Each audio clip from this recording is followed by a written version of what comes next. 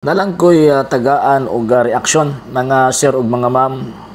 Nagkatawa ko ining message nga naa sa comment section nga sumala pa niya mga muti daw ta kung maatubang nato si Pastoy Bacalares. Actually dili problema kung mga muti ba tagdi. Ang problema lang ana kung musukol ba si Mr. Bacalares. Kay katong niag nga nanghagit siya.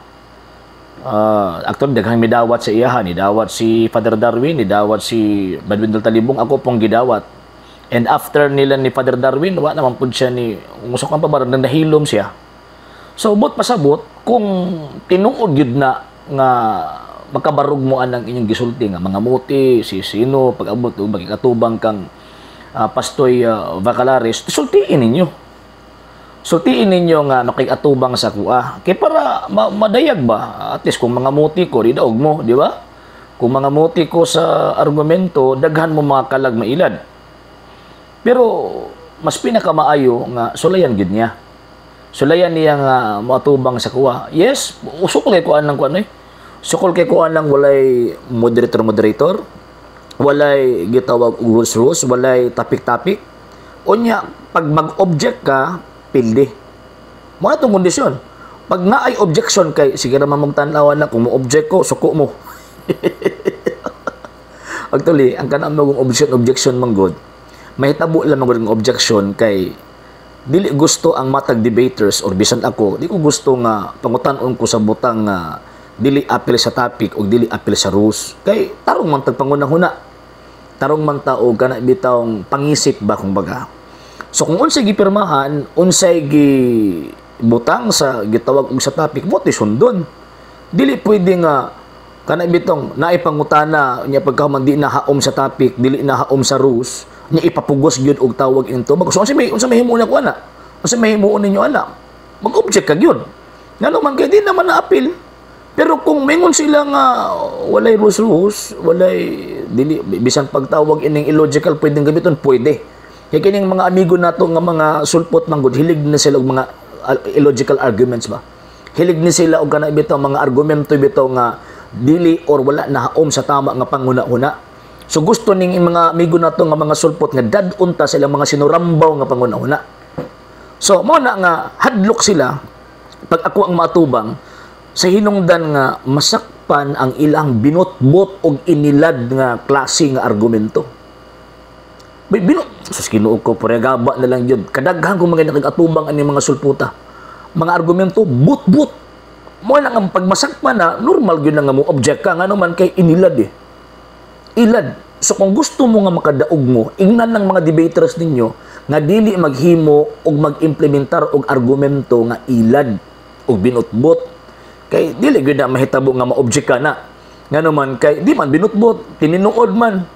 Pero pag oras gani binutbot gani ang question, binutbot gani ang argumento or inilad gani ang argumento, di gina pwedeng madawat. Ngano man kay pag makigdebate gani ko ug ganang ubang mga depensor Katoliko naana sa hawanan sa insaktong pangatarungan.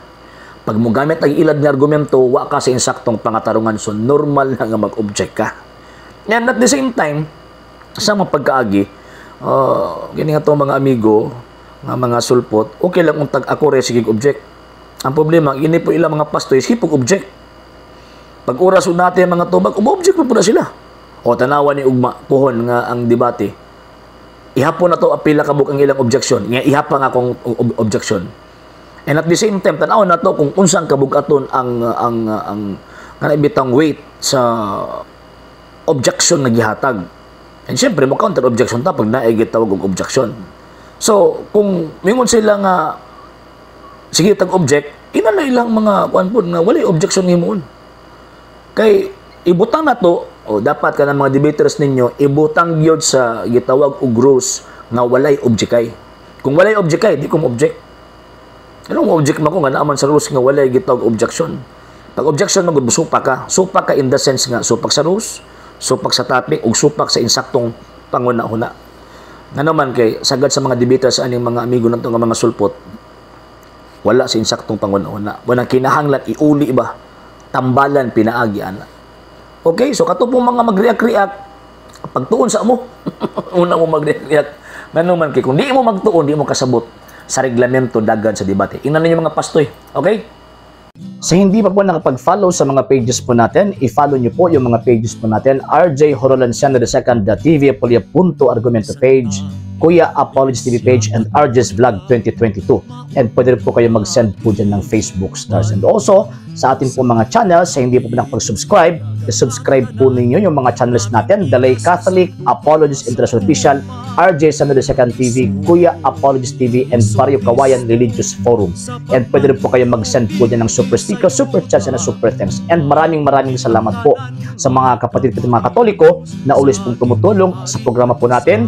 Maraming salamat po. Nang dahil po sa tulong at suporta po ninyo, ang programa pong ito, until now, andito pa rin po sa social media. And until now din po, nangangailangan pa rin po tayo sa tulong at suporta po ninyo dahil wala po kami magagawa rito mga sir, mga ma'am, kung wala po yung tulong at suporta po ninyo. Sa gusto pong tumulong, sa gusto pong sumuporta, pwede po ninyong ipadala ang tulong at suporta po ninyo sa pamamagitan po ng ating mga account numbers dyan po sa ating pong screen. And pwede nyo po kaming i-message sa ating pong page kung via remittance po yung ipadala po ninyo. Maraming salamat po in advance.